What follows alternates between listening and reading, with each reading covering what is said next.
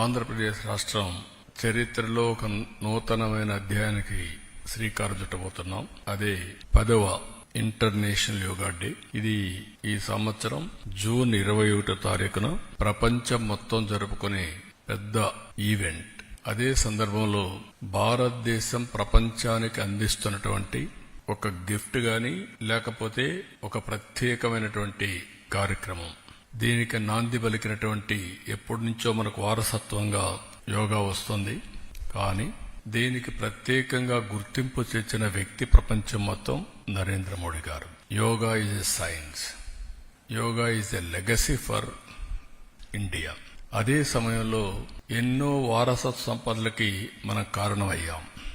హిందూ నాగరికత అతి ప్రాచీనమైన నాగరికత.